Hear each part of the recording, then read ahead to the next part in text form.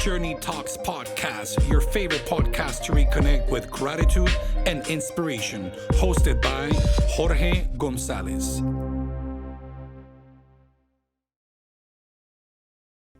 Hello, and welcome to Journey Talks podcast, your favorite podcast to reconnect with gratitude and inspiration. My name is Jorge Sayago Gonzalez, and I am your host. I am convinced that behind every gratitude, there's a powerful story waiting to be told. And this podcast is here to create a space to share these stories. And more importantly, to, as we share these stories, remember the one thing that connects us, and that is our shared human experience. Our guest today is a fabulous friend of mine. We've known each other, I want to say, since middle school. And it's interesting. It's not that we spent a whole lot of time together when we were young, but our path in many ways were sort of like parallel. And I'm hoping that there's an opportunity to unpack what that means. Um, but here it is. My guest today is a professor. She is a teatrera. She's an educator. She's a phenomenal singer. She's a performer. This person is incredible. She has so many different talents. Currently, and she lives in Houston, Texas. And as I mentioned, she's a professor and works with young folks. Her heart, I want to say, is in the arts, but I also would venture to say that her heart is also present in this ongoing unfolding of the human experience. And this is one of the reasons why I really wanted to have my friend, the one and only Rosarito, with us. Rosarito, how are you doing today? I'm doing great, and thank you so much, Jorge, for this invitation. I've been looking forward to it ever since we talked about the possibility of getting together and joining forces and have a conversation about gratitude. I've been really looking forward to this opportunity. So thank you so much. Good. So I've mentioned a few things about you, but I think you should be the one that unpacks a little bit of what you do, who you are, what's going on with you lately. So I'm all ears. Yeah, you introduced me really well. I've been living in Houston for the past 16 years. I've been an educator. I work at Texas Southern University, which is an HBCU, historically Black university here in town. And I have been in the theater program ever since I started working. So it's been an interesting journey for me, coming from Puerto Rico, the educational system. I did my undergraduate degree at University of Puerto Rico, and then I moved to Georgia and did my master's at Savannah College of Art and Design. And now I decided to pursue my PhD degree. So I am in the Hispanic Studies program at University of Houston, one of the few in the nation that focuses on the Hispanic history, literature, linguistics. So I'm Mm. halfway there. I just completed my third semester. So it's been a very fulfilling process, but very draining, and it's just it's hard, it's difficult, but I'm focused on finishing my degree. I'm laser focused on it, which affects other areas in my life. But that's the journey that I decided to embark on. So I'm all in.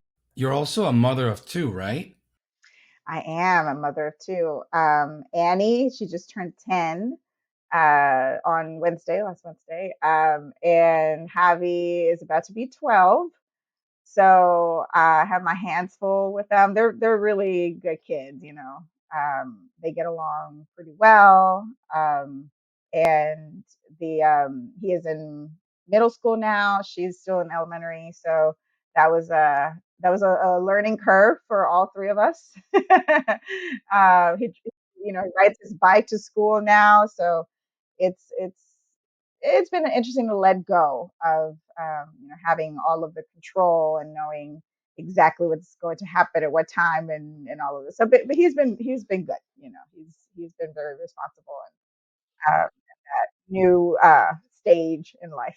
Right, right. Which these are milestones, right? I mean, I remember when I was a middle schooler and I started to venture myself out there. When your parents start to, as you mentioned, start to release the rings a little bit, and you start to face life on your own, certain experiences that slowly but steady they shape you in who you are. Rosarito, I am very curious. I would love to hear more about, very quickly before we start, why a PhD in Hispanic Studies? I mean, I know we both are Hispanic Latinos. We live in the United States. This is part of our shared experience too. But what do you want to be able to do once you're done with your PhD program? So it's interesting because, speaking of being grateful for the people who come into your life, being in an academic setting, most of my colleagues have completed, that PhD stage.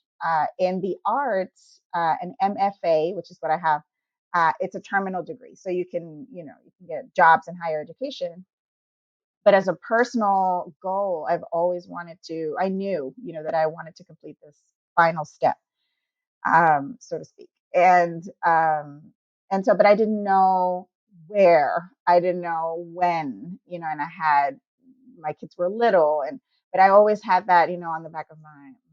And then 2 years ago, I just decided to seriously apply, and I thought, well, maybe education, something related to that, but I can structure my own program, something, just kind of brainstorming. And I contacted the graduate studies director at University of Texas in Austin because they have a PhD program in theater. And we went back and forth via email, and I asked if I had to relocate because that was my biggest concern. And she said yes, that I have to, because they expect you to teach. They expect you to be a faculty member while you pursue your degree. And she said, but you already have tenure at the university where you work at. The students who come to our program want what you already have. And that, that started, it kind of sparked an interest in me. I said, that's right. And she said, you can just do a PhD in whatever you want to do it, just go for whatever program you like. And then that's when I was like, I relaxed a little bit in terms of location, or, having to relocate, and, how I saw that as an impossibility. And then so I started looking for programs in my area: Rice University, University of Houston, University of St. Thomas. I had a few options. My own university, um, and then I stumbled upon the Hispanics program at U of H, and it really sparked my interest. And it's, like I said at the beginning, it's one of the few programs that in the nation that focuses on Hispanic journey, the history, linguistics, etc. And so I applied, and they accepted me, and I've been going through a very hard process of adjusting to just to having another responsibility added to my regular routine. Uh, but I have been, and ever since I started, my professors knew of my background and my experience, and they know that that's what I wanted. They knew that that's what I wanted to continue to study: dramatic literature, anything that has to do with young adult or children's literature. It's really my main focus. So almost every research that I've done, paper that I've written, has to do with either colorism, racial issues within the Hispanic community, children's adaptations of children's stories, or books for the stage. I follow a friend of mine. He's a playwright from Houston, lives in Milwaukee. His name is Alvaro Sar Rios, and he dedicates his life really and is building a career adapting stories for the stage, and that to me is so interesting, and I feel like that is a source of inspiration for me, and as it is for him. So I want to do something like that. That's what I want to pursue professionally. And I've had the opportunity to produce children's theater while living in Houston, not as much as I would like. So that's really what I want to continue building, a a workshop really for actors, for technicians, in Houston, and just perform for children, because the Hispanic community in Houston is so large. There's a very large percentage of Hispanic Latino residents, so there's an audience for our stories, for stories about our lives and our countries of origin, et cetera. So it's been a really wonderful journey, and I found a program where I feel comfortable and and challenged. That I feel that you know where I belong. I feel like I belong. I'm so happy to hear that, Rosarito. Seriously, I mean, the journey of figuring out who we are and how we can best use our skills and our gifts, it's an ongoing journey, right? And to land at something that you feel like you can really feel at home, something that you know that you can give back to the community, is something very special. It sounds like you landed at there, and that's exciting. I cry sometimes, but I enjoy it in the end. Well, blood, sweat, and tears, right? I mean, pursuing a PhD, it's no joke. It's a long journey. It's hard. It's hard work. But I think it's fascinating how the power of storytelling is so present in what you're doing precisely. Theater plus using that platform to raise awareness, to share stories that many times go unnoticed, and to unpack them, and hopefully for people to see themselves and to find themselves identified in those stories, right? Which I think is a phenomenon that we are experiencing in our nation right now. This opportunity for voices that were unheard or in the back burn, now they're at the forefront. Now we have, I don't want to say necessarily, I don't think the expression is the tools, but I think we've always had the tools. I think people are paying attention, and I think finally we're being more vocal, and we feel like this is something that needs to be said. And so I'm curious to see what you will continue to do as this journey continues for you. Yeah, I think that time and time again, there has been it's been proven that Hispanic stories, Black stories, Asian stories are important and profitable, because that's the one thing, in terms of uh, you know cinema. Think about movies. Theater is different, uh, in terms of finances. Um, but that's it's a good thing, and something like having the first Black Christine in the Phantom of the Opera on Broadway, for example. That just happened. It just happened this past summer. And that is huge, and I know it causes all sorts of controversy. If you think about The Little Mermaid being played by a Black actress, and how people are just losing their minds over that.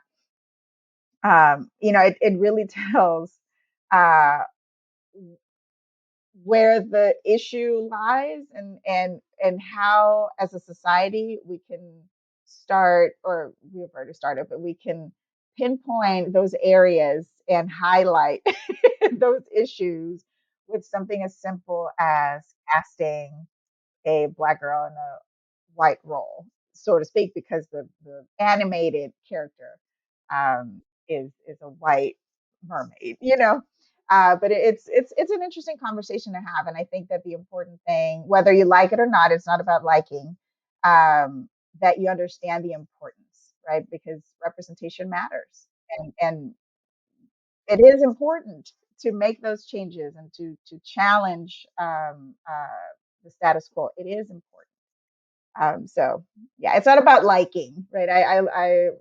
One of my classes this semester, um, our professor, it was a creative writing class, and we had to give our opinion, but really our sort of like an analysis, right? And the professor, off the bat, she goes, "I don't care if you liked it or not." Right? Remember, it's not about liking. It doesn't matter if you did. It doesn't matter if you didn't. what do you think and why? What works and what doesn't work. Um, but yeah, I think it's important to look at all of those things that we have to kind of question. Absolutely. I mean, at the end of the day, we all have work to do. You know, we all have work to do, and we have to pay attention to it, and we have to be open to the area, our own areas of growth.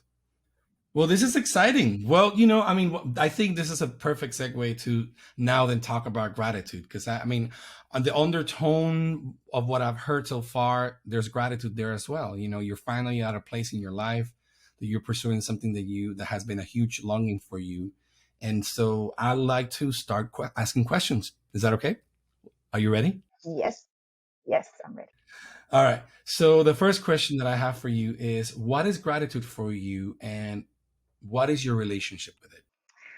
Well, I think I've always been grateful. Um, throughout life, I think I've been surrounded by people who love me and who have shown that love and that care. Um, I don't think I've always understood how important um, that was, having a family close by, my aunts, my mother, my grandmother, my sister. Um, so for me, it's just understanding that we don't we don't deserve necessarily all of the blessings that we have, but we have to be grateful that we have them, and not everybody can say that they've had a strong family or that have received love growing up. Um, and I have that, I can categorically say that. And it doesn't mean that, life is perfect. Nobody's life is perfect. Um, but I've lived a pretty guarded life, um, and especially thanks to my mother. I had, great education. I always had, food on the table, clothes to wear. I don't know what it is not having food at home, for example. When I hear stories of families that have food insecurity, which is really big in our city, and around Texas and around the nation. But in our city is um, it's an epidemic, really. Um, and then I start thinking, and I just I don't have that experience. I my fridge was always full, and my table always had food. My mom was not a great cook, but she always cooked, So I'm just I think that my upbringing has allows me to say, that I am just grateful for the blessings that I've received. Um, and the experiences that I have lived, being able to travel, um, being able to I don't know, to study what I wanted to study, to not have to work while I was going to college. Those little things that really add up and are really a benefit to us as human beings.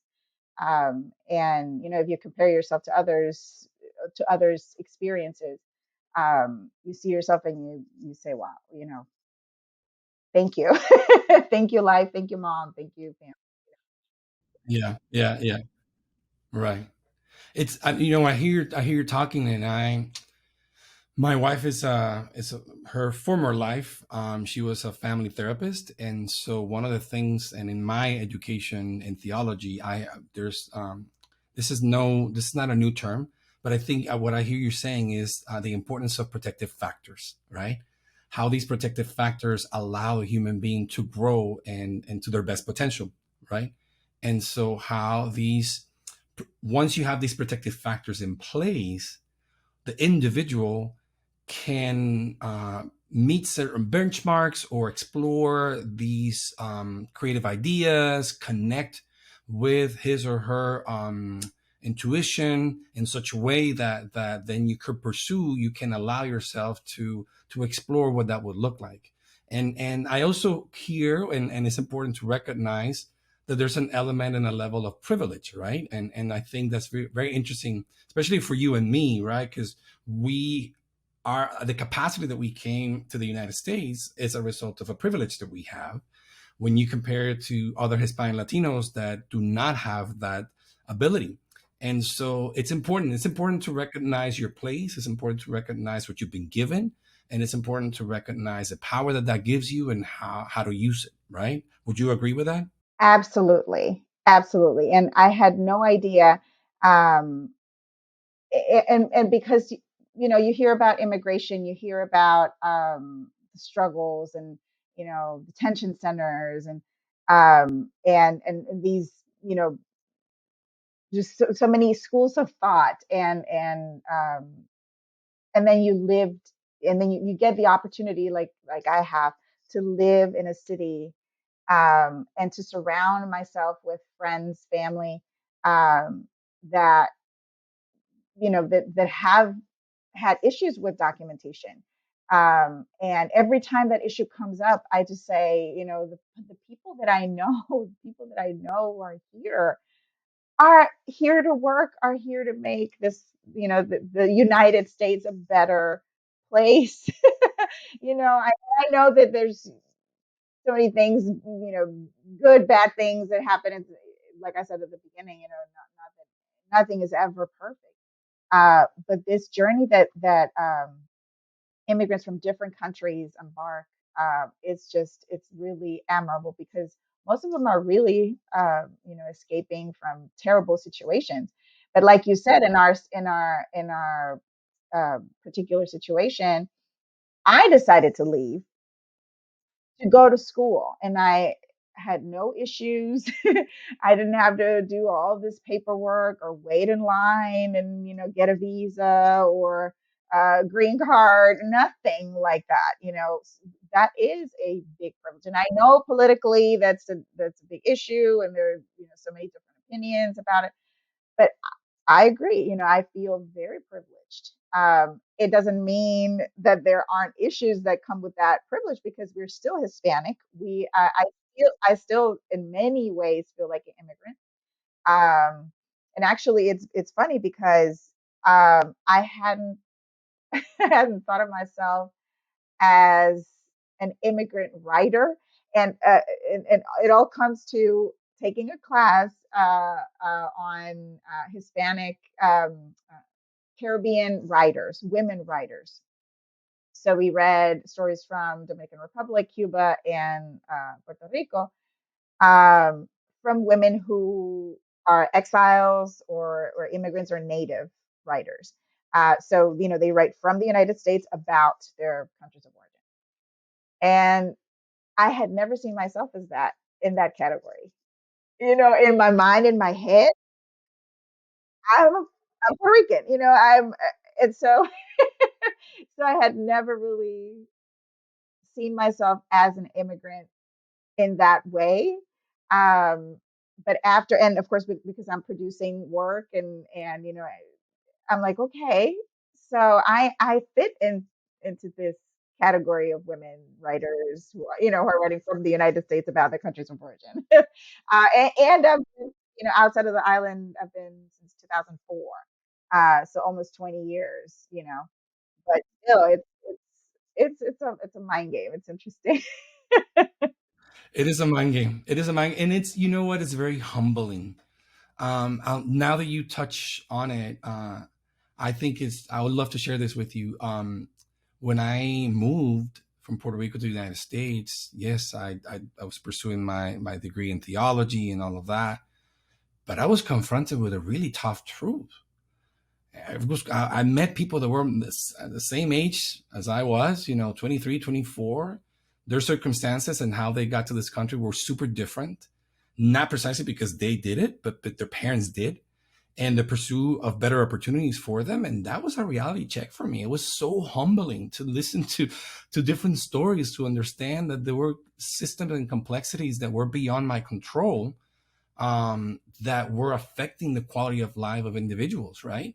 And so that really raised a lot of questions, especially as I was pursuing all these questions when it comes to understanding the human experience, the idea of God or God in itself. It's those were big questions. I mean, if we want to get a little deep for a second, so who's God for the immigrant, right? So how is God present in the presence and in the lives of people that are trying to pursue better opportunities?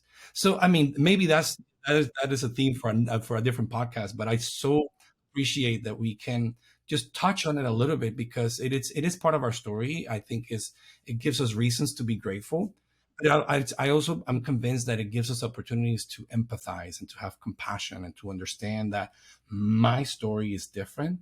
And when I open up to what you have to say, or the other person has to say, a new territory, like the table becomes bigger. There's always room at the table, if we want to use that expression, and their story makes our table more enjoyable. You know. Yeah, I think that because you open up that perspective, you become even more protective of their stories and their rights, and the power that they have and that their presence has in this country.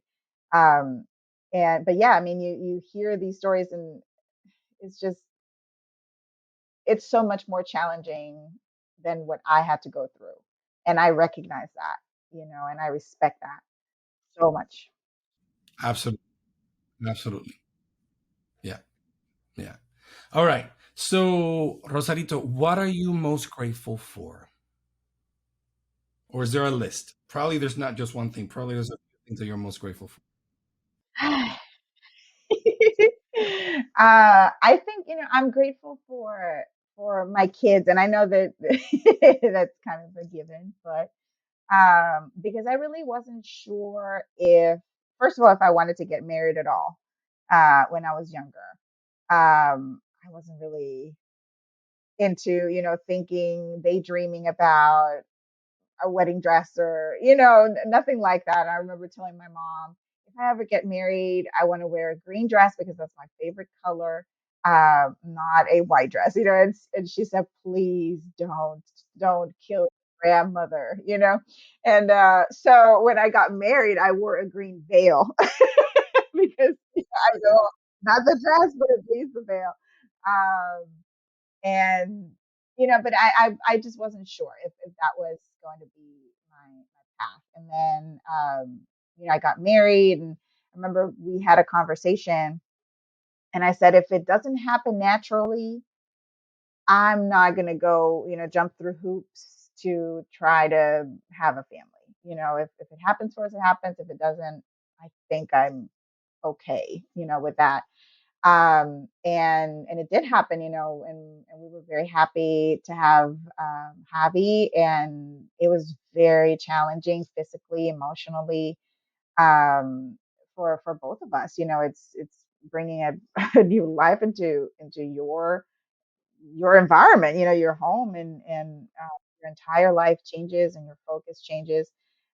We knew that we wanted to have another one, and we had Annie, and we knew that that was it. So there were these steps that we went through, and I have to say that I made the right choice. That I'm grateful for the choice that I made, and they bring they challenge me. I apologize I've apologized many times throughout our journey together, because I make so many mistakes, and I'll tell you a very recent one. um, my daughter, she stopped being girly girl about 4 years ago, right? No pink at all. She likes black and white, and she doesn't play with doll, like all these stereotypical gender definitions, Stereotype. stereotypes, yeah. And anyway, so it was her birthday, and so she didn't have any earrings on. And so I had bought her some earrings, a long time ago, but I didn't put them in anyway. But I was like, well, let's put your earrings on because you're gonna take pictures, and I want you to look cute. And she goes, no, because they hurt, right? And I was like, no, it's just, it's just a little earring. I promise it won't hurt. And she goes, well, isn't it my choice? And I said, well, when you're older, then you can make those choices. And then but I reflected on it and I was like, you know what?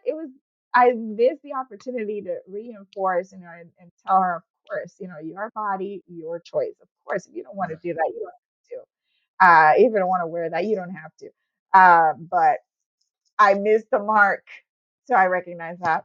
But I am more similar, or my son is similar to my personality, my temperament, which which is can be a little intense sometimes. He says, I have anger issues, mommy. And I'm like, I understand. I understand. It's just, it's this powerful fire that we have on the inside. My daughter, on the other hand, she's a lot more calmer, and so it's a very balanced environment that we create. But I'm very grateful for them, and family in general. I mentioned my mother, and her presence in my life and how she supported me. I feel like I can call her and just tell her anything, and she'll tell me what she feels and what she thinks, but she'll also protect me. Sometimes she doesn't tell me how she feels in the moment. She waits until later. Wow. She's a very wise woman. I admire her very much. But yeah, I'm very grateful for the people in my life. I appreciate your vulnerability because I think there's so much merit to opening up to our areas of growth and our, yeah, I mean, our imperfections. I don't want to call it imperfections, but that is the word that is coming up. I think that's, if you hear my introduction when I say our shared human experience, it can sound very superficial. I'm actually referring to our human shared experience, which is the whole package. And anger is one of them. Understanding where our anger comes from and what it does to us and how much it lingers and our relationship to anger and what triggers us, it's a wonderful experience. So I appreciate hearing from you that you are developing this healthy space with your son where you can be open about it. Because I mean, in my experience working with youth and young adults, I've seen that creates, it pays off down the road. Because you're really building the trust. A relationship, as we know, is not just a relationship that is meaningful. I've learned over the years that it's a relationship that is open to recognize all the different layers. And when a relationship just stays in a superficial area of everything is good and we just shove everything under the rug because life is beautiful and we cannot show our areas of imperfection, I mean, that's somehow we all know that that's gonna come up. It's gonna come up because it has to. It has to. It has to. Right, right. And there's yeah. Now, now that we have talked a little bit and touched this subject of areas of growth, can you think of someone or remember a situation that you went through and now looking back you realize that you know yourself better because of it? Well, I have to say that one of the most impactful situations that I've been through has been my daughter's diagnosis. She was diagnosed with type 1 diabetes when she was 2 years old. Uh, so she was still in diapers, a baby, and we were, thrown this curveball. Um, we didn't know, and I mean, her dad and we didn't know what to do, what was happening, if it was real. And once once that diagnosis happens, it's a fast-paced, continuous journey of learning and understanding that you have to keep your child alive. It's such a big challenge, and so many new terms and medications, and just completely new world. Um, and I remember talking at the time with my pastor about the situation, and she told me, she said, there will be a time when you will be so grateful for the experience that you'll say, I'd live through it again. I'd live through it again. And at that moment, I was like, You crazy? I'm not there yet. I don't want to relive this. This is a nightmare. Um, but and I can't say that I'm completely and totally there yet. Either it's been 9 years, almost 9 years. Um, and but I've been able to connect with people that I wouldn't have connected with if we hadn't gone through this experience. Mm, We learned about nutrition. We learned about the needs in Latin American countries of the simple, inexpensive uh, insulin drug that everyone needs. I mean, diabetics need, and it's not available. The high cost of that medication here in the United States, um, and how we can get involved into making sure that lawmakers understand that this this is not it's not a game. It's a life or death situation. um, and sometimes it's just so silly because and I think, well, if my daughter has an episode of hypoglycemic episode, she only needs juice to save her life, or a piece of candy. But if it's not available, then she can have devastating results, or and it's just, it plays with your mind. But going through that experience has taught me, and really about myself, because sometimes you say, well, I'm doing my best, and it's sort of like a like a cliche, or like a crutch. I'm doing my best, but you really know you're not. You could do mm. more, or you really don't care. But when it comes to her care, when it comes to her situation in particular, I'm doing my best. Like, I give it my all. It doesn't matter if I'm tired. It doesn't matter if I don't want it. I really have to block those thoughts out, and I consciously do it. I cannot dwell in the situation. I can't. Yeah, yeah, you gotta show up. You gotta show up. Yeah, yeah. No, no slacking. Nothing. I can close a book and not finish it one night, and whatever, come back to it tomorrow. Um, Not with this situation. So it has taught me a lot about myself, and about um, how disciplined I am and can be. And so I check myself in other areas, because if in this area I am this responsible and this discipline, it means that in other areas in my life I can also be disciplined and responsible. And I'm making excuses for myself. Yeah, yeah, yeah. That's juicy. Yeah.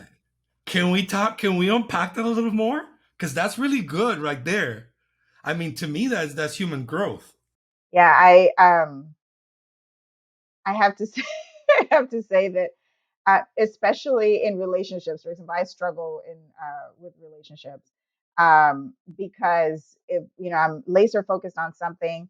Uh, right now, it's my PhD work. Everybody knows it, right? My kids know it. My partner knows it. My parents know it. But sometimes my mom calls and she's like, "Are you alive? Are you okay? Is everything fine?" I'm good. I'm good. So I forget to communicate, because I'm so focused on the now, and the things that I have to finish, and the projects that I have to, and the research that and so I neglect other areas in my life. And of course, the people that pour into me, the people that love me, the people that want to protect me, don't get a lot of me, and that's unfair. And so I've been I, really realizing that, and I need to work on that area in my life, and I recognize it. And so, but it takes a lot of listening, um, other people's perspective. right, and other people's experience, and respecting, and actually believing their point of view. Some and I because oftentimes we say, well, I don't care about what people think. Well, I do care. Not everybody, of course, but I do care about what my partner thinks of me, and how I'm living my life. I do care what my kids think and say, and their opinion. Um, and I want to make them proud, but I want them to feel loved as well, and protected, and that they are important in my life. So it's interesting. It's been an interesting year and a half that I've embarked in this educational journey. But it's yeah, I've seen things, areas of growth within me. But I'm so glad that people, if you're listening, we didn't plan to talk about necessarily about this podcast is all about gratitude, but it's the universe, spirit, whatever is leading us into this place, and I'm so actually grateful for it, because this kinds of the ability to see the complexities of what relationships need allow for the relationship to be real. And there's so much, I feel so much gratitude when I know that I have relationships that are complex, and that I know that that person is going to show up as who they are, willing to do the work with me. I think there's something so special when that happens, because I think we are giving each other the gift of life, the gift of getting to know each other truly, you know and I just think it's fascinating, because the truth is that lessons are always present. We always, I mean, I think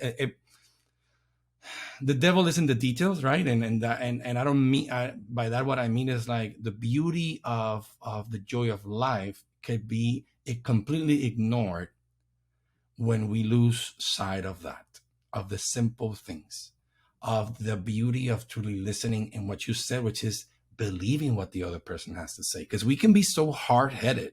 I mean, we can just, okay, are you listening to what the other person is saying? But you're not really let it sink in. You're not opening your heart and your mind to understand in what way your behavior is affecting them, and how there's room to, we're not asking for you to change who you are.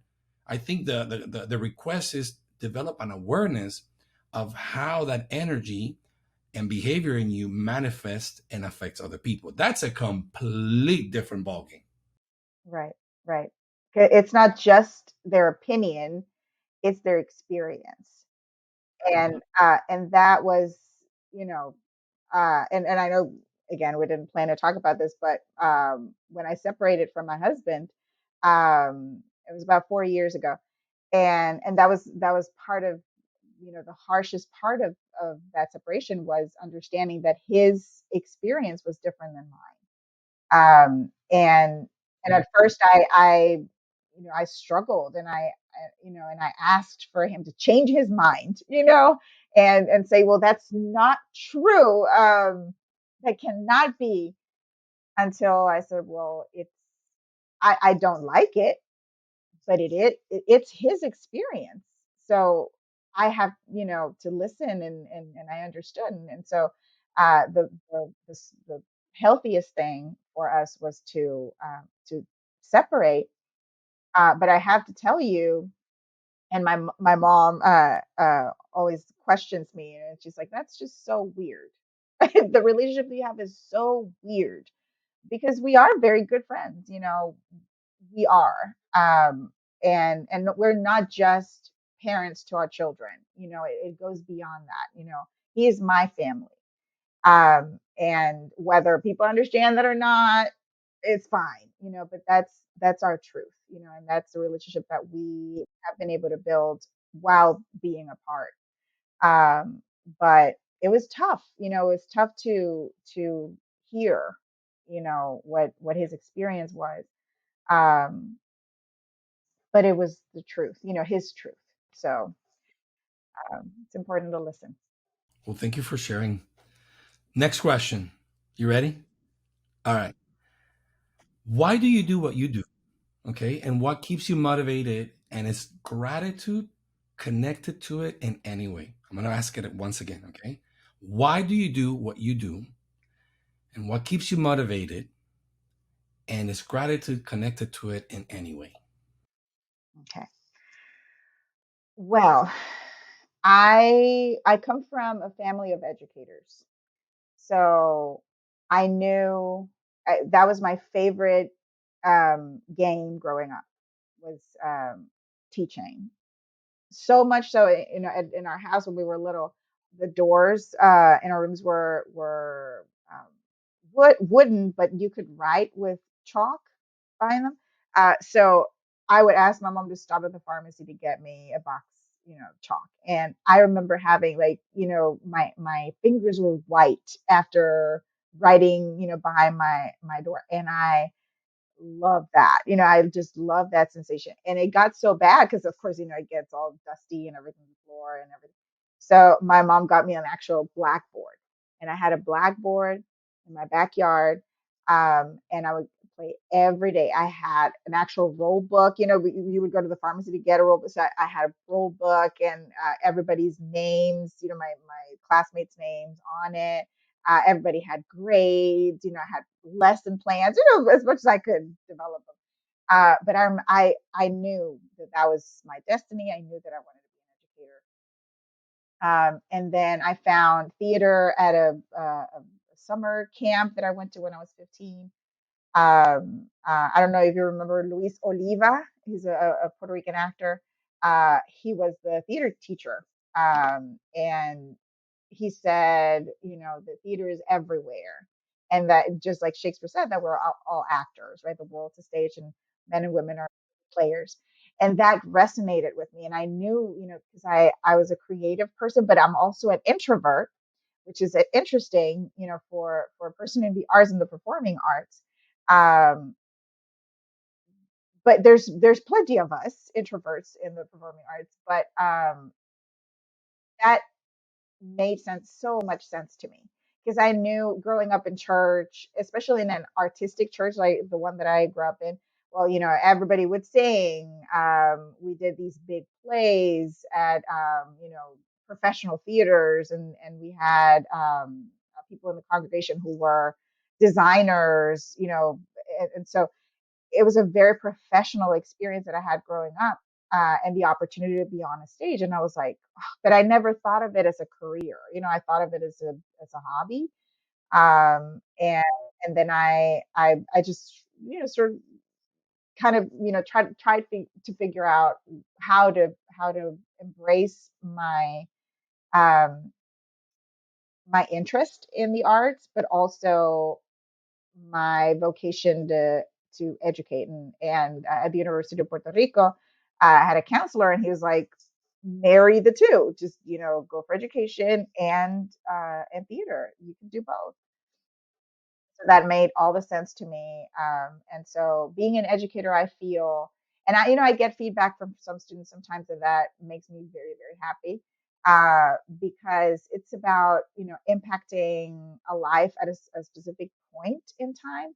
Uh, but then if you connect with them, then you have a lifetime of gratitude that comes, back to you. And I reconnected with some of my students. Well, thanks to social media, we stay connected. Most of them with me, and I have a small program. I work in a small program, so it's sort of like everybody's first and last names and life story kind of thing. And so that makes me grateful for the opportunity that I have to be in a classroom, which is the place in which I feel that I grow and give the best of me. Going back to being very disciplined and saying, well, I'm doing my best. When I'm in a classroom, I know that I'm giving my all. And after a day at work, I'm like drained. Because I know it requires so much of me. I want my students to understand what I'm saying. I want to take them on this journey with me. I enjoy what I'm sharing with them, uh, because you're a teacher. You have to stay relevant, or at least that's my opinion. Relevant, and teach them about what's happening today. What the theater is reflecting today. um, historically, it's always reflected what life is out there, right? It's just sort of like a mirror to society. It's always been like that. And it continues to be, and it grows, and it challenges us, and it makes us uncomfortable. So I want to share that and continue to share that. I think that's why I do what I do. To connect with people, uh, and not just in that point in time when they're students, but also as they develop and grow and have children and become educators themselves, or Mhm. I see them on screen or on stage, or just have a meal or coffee, um, and they know that they can call me. And I had a student who checked on me the other day. She texted me, "You've been on my mind. How are you?" And it was towards the end of the Sweet. semester, and I was like, "I am dying here. Thank you so much for for reaching out." That kind of thing is that human connection, which ties in with your topic with this podcast. And so, what is this whole thing about connection? What's behind the connection? What do you think is behind this connection? Because I mean, we both are artists. I mean, you study theater, I study music, and there's something that happens. There's energetically something beautiful happening when an actor can channel and can be into this particular character, and it develops and it makes you cry, or it makes you feel angry. You know what's happening, because I can see that in theater. I feel it in music too. But what is it about the connection? Can you unpack what that means for you as an artist? In both in theater and music, in order to achieve that relationship, right, between you and your audience, um, there needs to be empathy, and it is the most important. I think the most important um, key to unlocking um, peace, and Mm. peace on earth. Really, if you have empathy for others, you understand, or try at least to understand their journey, to understand their decision making, um, whether they make good choices or not. You just try to understand, because you're on that path too. We make good and bad choices, um, but it's having being in the other person's shoes, literally. Trying to get to that point where it's not just feeling bad or sad for somebody, which is more what sympathy is, right? um, it's a stronger, deeper connection, understanding of another person's journey. And I think that's how, I don't think that's how an actor can be great. When they can uh, feel what that other person is feeling. When they try their best to understand what their path is. Same thing with a singer. Uh, Two people can sing the same song or have a great voice. But then when you really feel empathy for the story that you're telling, whether it's funny, it could be, comic, or, or very dramatic, or, think about heartbreak, whatever it is. Funny story. That those are the kinds of songs that I think I interpret the best. Those heartbreak songs. And um, my mother-in-law, years ago, I was performing at this event, and this lady was sitting beside her, she started a conversation with my mother-in-law, and she said, "Oh, she must suffer a lot," because I'm singing the song, and I'm very into it. And my Right. mother-in-law's like, "Oh no, she's very happy. No, no, no, no, she's just acting. That's just it's just performing." But then I was like, yeah, because when you connect with those kinds of stories, that's part of your life journey. Part of your growth is stumbling and crying, and getting your heart broken, and Mhm. feeling abandoned, and all of those things that that helps with that. raw emotion coming out, in song or monologue or scene or whatever it is. But yeah, I think empathy is at the core of everything um, that we do, and how we can understand the world. It helps. Thank you. Thank you.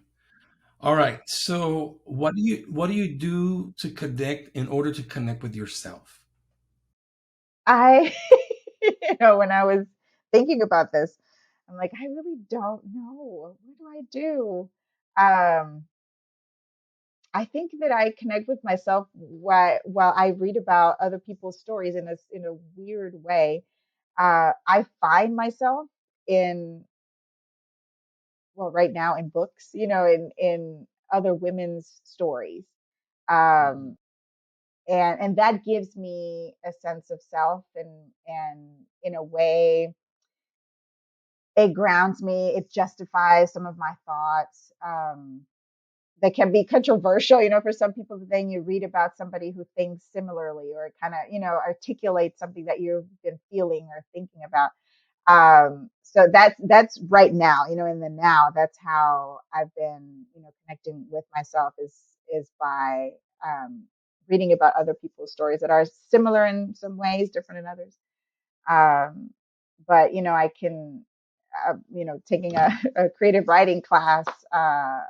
I was struggling so much because it was an internal process, and having to let my thoughts out. I was like, I'm never showing this what I'm writing to anybody. no, no one can read this because I think it's too much. And then you share with other people, and they're like, oh yeah, that happened to me. Oh, I never thought about it this way. Oh, that's so interesting. And you think, okay, that's not how I see it, but okay, thank you for your feedback. Yeah, but I think I'm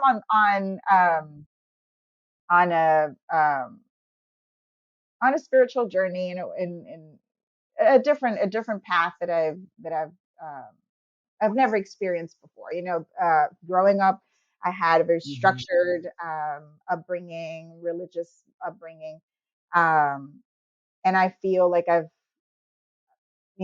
don't connect with that past as much anymore. And so I have to Mhm. find different ways um, to understand the meaning of life, and understand, of course, knowing that I'm not alone. That there's a greater force around all of us, but it's not necessarily what I learned growing up.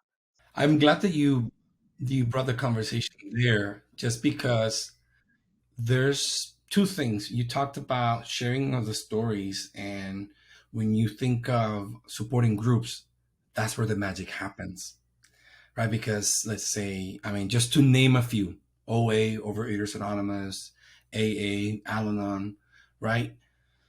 When somebody's new and is going for the first time, or is starting to entertain this possibility to explore what that would look like for them, it's so threatening. But all of a sudden you realize that, oh, wait, all these fears, all these feelings, all these thoughts that I had, this other person is facing the same thing. And you start finding that you're not the only one. You start finding that there's you connect with that person. You connect with their experience, and it's sort of like, I don't want to use the word normalize, but it helps you understand what you're going through and how to find meaning or go deeper into what the meaning of this experience is. And over the years, what I've learned is that at the end of the day, that is a spiritual quest. And I'm grateful that you brought up the whole point of, like, you are in a different place in your life now, because I think that should be the case for all people. I think, regardless of where you are, I think we should grow spiritually. Re- and in whatever shape or form that looks like for individuals, right? um Understanding the fact that some stories may no longer have the same meaning that they had at one point in your life, and they no longer serve you. Actually, they can harm you. And to know the wisdom and to love yourself enough to say, you know what, I'm thankful for what this story or this narrative brought to me at some point in my life. and I'm gonna keep it here, but I'm gonna continue to open my heart and my mind to expand this definition of humanity, to expand the definition of love, to expand the definition of forgiveness, to expand the definition of grace. And so that only happens when you are willing to hold attention and also, drop what you have to drop, and let it go. And until you let go of certain things, you're not able to gain new things. And it sounds stupid, it sounds super simple, right? But it is true. I'm so thankful that you brought that up, and I hope that you continue to dive deeper, and I hope that willingness and that courage will turn out to be a true blessing in your journey. Yeah. Thank you for that. Yes, absolutely. I believe it. It's funny, right? Most spiritual traditions, and I'm choosing the word spiritual traditions purposely. Um, you cannot ignore the element of empathy. The element of empathy is so present.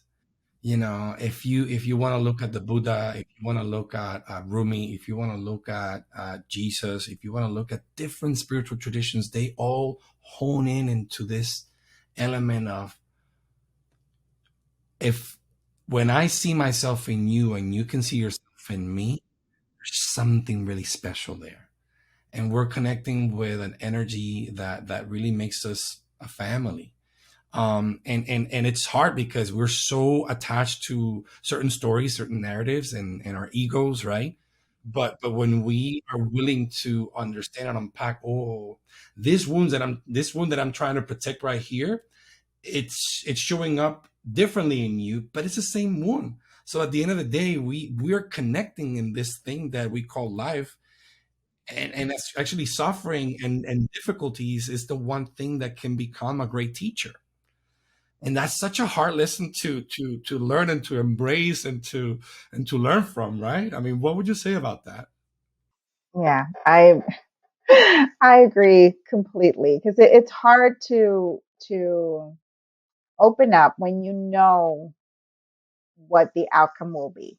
When you have a pretty good idea of what that rejection or the words that you're going to receive, because it's you're not the first person to go through it, and at least in my experience, um, I had friends, family members who went through it years prior, right? And so I know how my family reacted to their challenging their spiritual journey. So it's like you really have to decide, if you're going to express yourself or just kind of keep it to yourself, to avoid voices, that are not positive or that don't really contribute to the path that you're walking, through or going through. So, yeah, it's interesting, but I think at the end of the day, it's just the important thing, like you said, is to grow, and that we all have to, and we all should. Um, and that's encouraging. Whenever I feel frustrated, I stop and and think, well, it's worth it. It's worth the analysis. It's worth the questioning. It's worth it. I'm just trying to learn. We all are trying to learn too. And I agree with you. I think it's worth it. I absolutely agree. 200%. All right. So in closing, Rosarito, because we can be here for a long time and the conversation is great, but I want to make sure that our listeners, we can keep holding their span of attention. Maybe this is a great reason to have you once again in the future. Um, so I always ask my guests, um, two things. What is a special quote or figure that has inspired you lately or throughout your life? And if you have to invite someone to this podcast, who would that be? So, the first question again, what is a special quote or figure that has inspired you lately or throughout your life? Go ahead. So I recently read the memoir of Kiara Alegria Hughes. She is a Pulitzer Prize winning playwright. She wrote a play called Water by the Spoonful, which is amazing, won the Pulitzer for it. But she's really known for writing the script, the book for In the Heights, the Broadway show. And she adapted it for the screen, the film version. She wrote the screenplay for Vivo, that Netflix animated film. So, but I didn't know that she really was a musician. She went to Yale School of Music. She wanted to pursue music, and she wrote her memoir. The thing is that when she started putting, music out there to producers, one in particular told her, "Well, you're good, but you're just not great. You're just not, you just don't have that. You're almost there, but so she went back, back to her mother's house, and her mom said, "Well, you are really a writer. I mean, you are a great musician, but really you are a writer. You've been a writer all of your life, ever since you were little." So she, studied, did her master's in creative writing. Paula Vogel was one of her mentors, and went out to win a Pulitzer Prize, and it's amazingly talented and successful. So she closes her book with this quote, and says, "And since our archive is in us and of us, let it grow not in word alone, but also flesh. The hum of our bodies together is nothing less than the book of our genius." And that felt like reassurance. We are a live archive. We all have our stories. We have our ancestors with us. Um, and she found um, writing, and of course, and music too. It's sort of like a combination of both of those. Um, to find herself her own voice. That her book is called My Broken Language, and she talks about, because she, growing up in a Puerto Rican family, um, she didn't really know Spanish that well. English. She says English was my first language, Spanglish my second, Spanish my third. But she also unpacks different types of languages, movement, music, but also the power of silence, and how silence can kill and silence can affect you. So she found her voice, through writing. And so to me, it was very, very interesting way of closing her whole life story. And in terms of connecting and reconnecting, I think that you should invite our friend Armando Garcia, Dr. Armando Garcia. Mm. Dr. Armando Garcia. Wow. I just reconnected with him, and he's also a friend of ours from middle school, high school, and has a very, very interesting journey as well. And he was in the city, called, and I was like, "Yeah, let's meet, of course." We had reconnected, but over the phone several years ago. And started sharing sort of like our experiences, etc. And talking to him is always wonderful. But we were able to, to meet each other. We saw each other twice, over the weekend. So it was amazing, and it's been really sort of like half a year of reconnections for me in my life, with family members that I hadn't seen in years, friends like you, that I hadn't connected with in decades. We can talk in decades now, right? I know. It's the scary part. I know. So I think you should have him. He has a very fresh perspective on knowledge, and sort of the human mind and how it works, and very interesting. Well, I'm gonna have to make that happen. I'm gonna have to make that happen. Armando Garcia, I'm looking for you, brother. I'm gonna look for you. Watch out. All right. Well, friends, listeners, family, Thank you so much. Dio Rosarito, thank you so much for this time. This has been a wonderful conversation and definitely the beginning of an ongoing conversation between the two of us in this podcast. I wish you nothing but the best.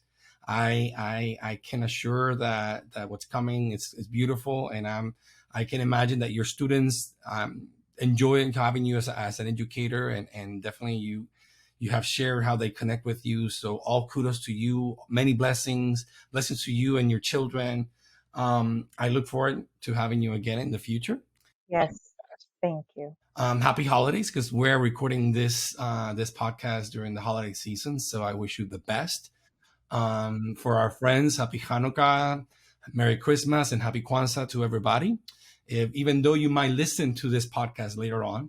But once again, this is Journey Talks Podcast, and I am your host, Jorge Sayago Gonzalez. I thank you for listening, and I look forward to connecting with you next time.